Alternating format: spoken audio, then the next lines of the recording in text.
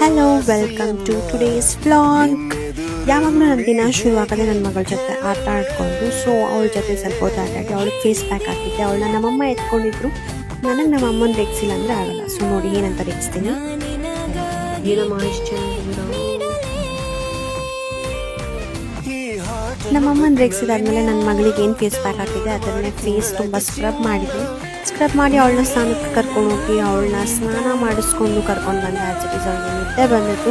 So ನಮ್ಮ ಮಮ್ಮಿನೇ ready ಮಾಡ್ತೀನಿ ಅಂತ ಹೇಳಿದ್ರು. ನಮ್ಮ ಮಮ್ಮಿಗೆ ರೆಡಿ ಮಾಡೋಕೆ ಕೊಟ್ಟೆ. ಅವಳಿಗೆ ಫೇಸ್ ಪ್ಯಾಕ್ ಹಾಕಿದ್ರಿಂದ ಅವಳ ಫೇಸ್ ತುಂಬ ಶೈನಿಂಗ್ ಆ್ಯಂಡ್ ಗ್ಲೋ ಆಗಿತ್ತು. ನನಗಂತೂ ತುಂಬಾ ಚೆನ್ನಾಗಿ ಅನಿಸ್ತು. ನೀವು ಕೂಡ ನಿಮ್ಮ ಮಗುಗೆ ಫೇಸ್ ಪ್ಯಾಕ್ ಅಥವಾ ಫೇಸ್ ಮಾಸ್ಕ್ ಏನಾದರೂ ಹಾಕ್ತೀರಾ ಅಂದರೆ ನನಗೆ ತಿಳಿಸ್ಕೊಡಿ.